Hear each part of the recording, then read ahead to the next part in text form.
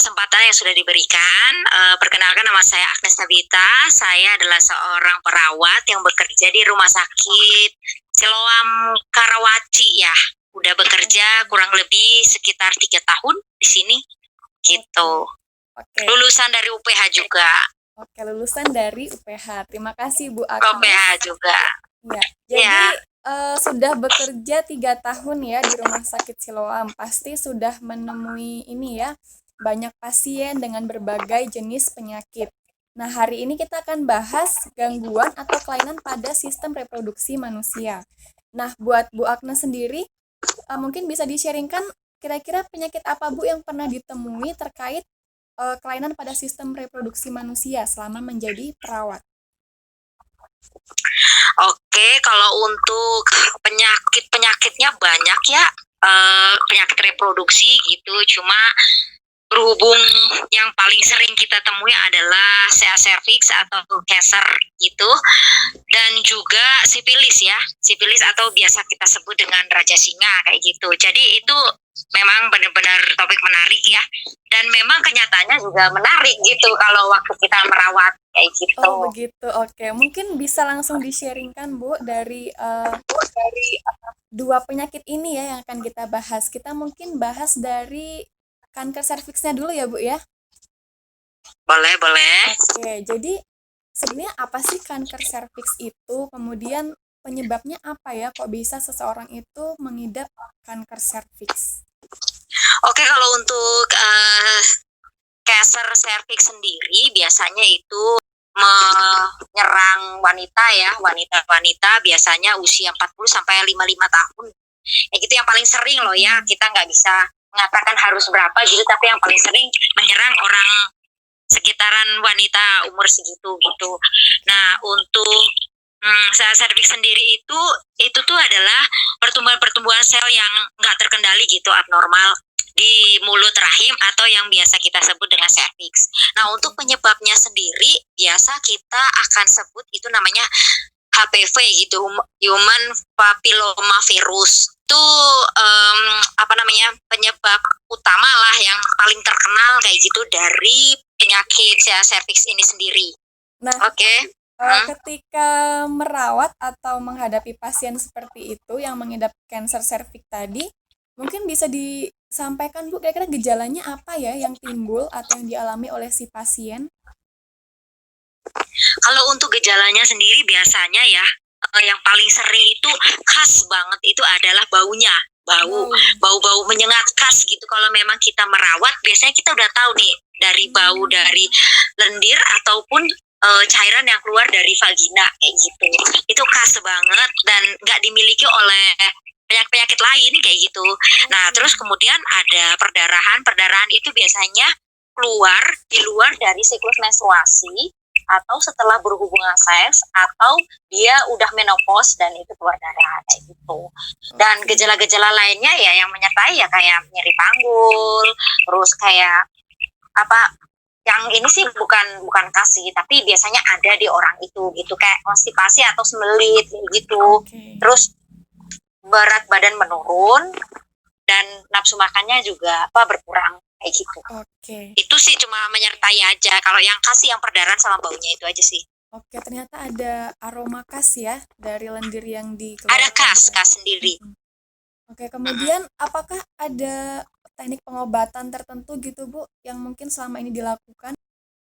Nah, kalau untuk kanker serviks itu biasanya pemeriksaan yang dianjurkan khusus untuk pemeriksaan dini kayak gitu, itu seperti kayak pap smear. Pap smear itu ngambil sampel lewat kelamin perempuan kayak gitu, atau yang disebut dengan vagina. Itu biasanya dianjurkan untuk wanita-wanita berumuran 21 sampai 29 kayak gitu. Itu untuk pemeriksaan dini supaya kita tahu orang itu tuh mengidap atau enggak secara dini. Karena kalau untuk sel cervix sendiri biasanya itu untuk stadium awal-awal biasanya dia akan sulit dideteksi sebab dia itu gejala-gejalanya mirip-mirip sama penyakit yang lainnya kayak gitu. Jadi orang kadang-kadang nggak sadar.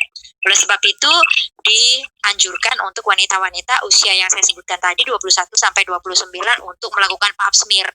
kayak gitu. Oke. Dan paswir itu dianjurkan juga untuk kalau bisa orang yang sudah menikah kayak gitu. Oke. Untuk pencegahannya Mm-mm. ya Bu ya, supaya nggak sampai lanjut ke stadium yang akhir gitu. Oke, kemudian Mm-mm. apakah ada langkah-langkah pencegahan Bu untuk terhindar dari kanker serviks sendiri? Oke, kalau untuk itu sih ya seperti yang lainnya lah ya supaya kita nggak kena penyakit ya. Untuk pola hidupnya dijaga, jangan merokok ya, khususnya jangan Oke. merokok juga bisa. Terus yang jelas buat teman-teman muda nih ya, jangan sampai dibiasakan itu ganti-ganti pasangan kayak Oke, gitu. free Ini sex ya Bu ya? apalagi kalau zaman sekarang ya, zaman sekarang tuh ya, anak-anak muda itu suka coba-coba gitu. Nah, ini bahaya banget ya, bahaya banget khususnya wanita. Jadi ini jadi pesan moral juga Iya. karena eh, ini tuh bukan penyakit main-main kayak gitu dan untuk wanita apalagi remaja-remaja jangan coba-coba kayak gitu ya sebab untuk ini tuh rentan rentan banget buat wanita-wanita kayak gitu. Jadi jaga pola hidup yang sehat, olahraga, makanan-makanannya dijaga kayak gitu-gitu sih. Dan Oke. juga harus lebih aware sama diri sendiri kayak gitu. Apa sih perubahan-perubahan yang terjadi dan juga kalau aku bilang sih pribadi itu harus lebih mengerti kayak tentang kewanitaan khususnya sama kayak misalnya menstruasi dan lain sebagainya itu harus benar-benar Oke. dijaga kayak gitu. Iya. Dan juga satu lagi nih, harus jaga imunnya kuat kayak gitu, vitamin dan segala macam itu harus. Dan yang jelas perlu diingat nih kalau dia punya riwayat keluarga punya serviks itu mesti warning kayak gitu. Harus Oke. hati-hati ya Ya, jadi bisa kayak gitu. diturunkan dari genetik juga ya Bu ya ternyata ya, sel-sel kanker Iya itu. iya bisa. Oke. Oke, ini bagus sekali ya buat anak-anak mengetahui gejala-gejala, kemudian penyebab. Jadi kita semua bisa cegah dari sekarang ya. Tadi sudah dikatakan beberapa pola hidup sehat, rajin olahraga, kemudian pergaulannya juga dijaga, jangan sampai terjatuh ke dalam Juga free jaga. sex gitu ya. Kemudian tadi kita lebih aware sama area kewanitaan, misalnya perhatikan siklus menstruasi dan sebagainya. Dan tadi ada langkah pencegahan yaitu melakukan pap smear di usia 21 tahun ya Bu. 21 tahun sudah bisa Iya, mulai mulai dideteksi. dari 21 tahun. Oke.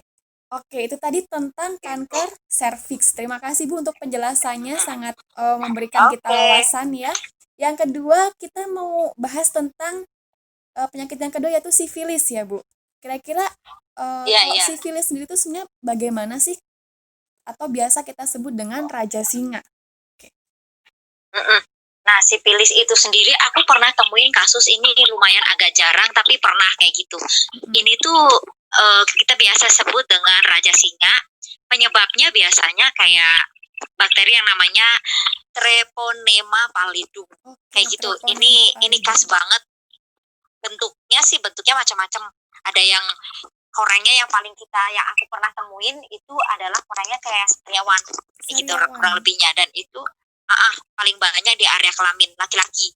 Nah ini Oke. jadi hati-hati juga nih laki-laki ya kan. Oke. Nah, Jadi dia luka ya Bu, bentuknya luka, kemudian biasanya menyerang di bentuknya lupa. area alat kelamin atau genital tadi dan biasanya lebih sering ke menyerang laki-laki. Begitu ya Bu? Menyerang laki-laki, tapi kan bisa menular. Ini Bisa tuh menular. termasuk jenis penyakit IMS atau infeksi menular seksual kayak gitu. Nah ini ganas Ganas. banget juga karena ini memang bisa menular lewat kontak. Artinya kita bersentuhan kulit, terus mukosa atau lendir. Kalau ketemu orang yang ada luka, kena tuh deh, gitu.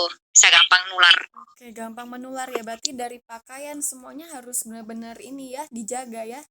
Dalam perawatannya pasti Harus juga hati-hati, ekstra hati-hati ya Bu ya.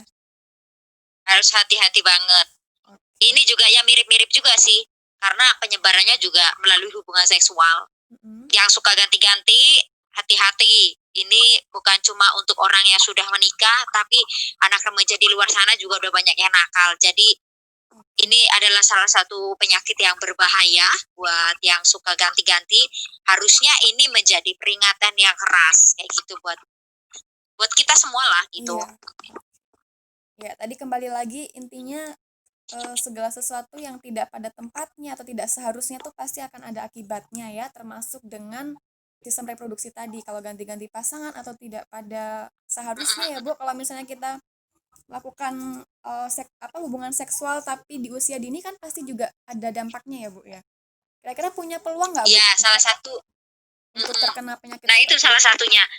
Kayak orang yang menikah atau dia melakukan, nggak harus menikah sih.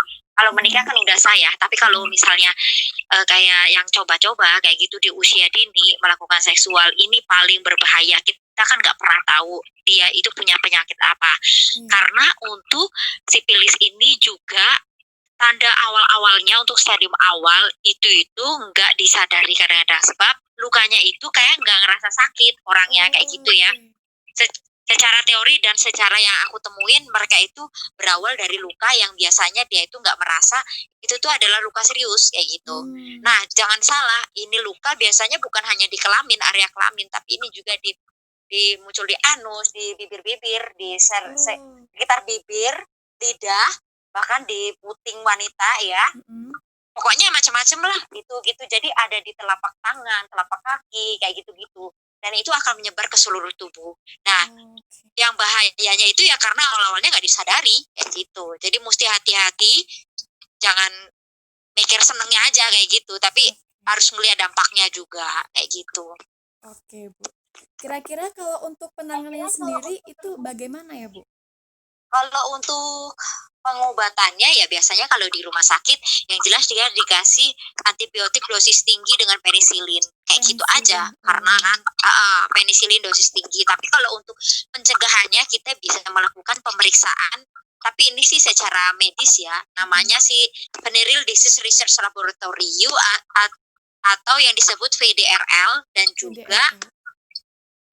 Treponema pallidum hemagglutination assay gitu. Itu untuk pencegahannya di laboratorium juga. Ini dianjurkan untuk orang yang akan menikah atau yang suka ganti-ganti pasangan kayak gitu. Oke, jadi seperti ada tesnya gitu ya, Bu ya? Ada tesnya 2 macam itu kayak gitu. Mm-mm. Tapi yang Oke. jelas sih yang pasti semua pada prinsipnya sih harus tetap jaga pola hidup sehat, Iya, makanan, olahraga, dan karena ini berhubungan dengan reproduksi, maka jangan pernah ganti-ganti pasangan. iya Gitu, nilai betul. moralnya ya harus setia pada satu pasangan gitu. Oke. Mantap sekali ya, Bu, informasi yang sudah dibagikan pada malam hari ini. Semoga ini semua juga Ya, bisa dipahami dan jadikan bekal ya buat anak-anak kita kelas 9 di SLH Palopo. Oke, itu saja, ya, Bu. Terima oke. kasih banyak buat waktunya, sudah meluangkan waktunya, sudah berbagi ilmu dan sharing pengalaman. Kiranya Ibu tetap semangat ya menjadi perawat, bekerja melayani pasien-pasien. Oke.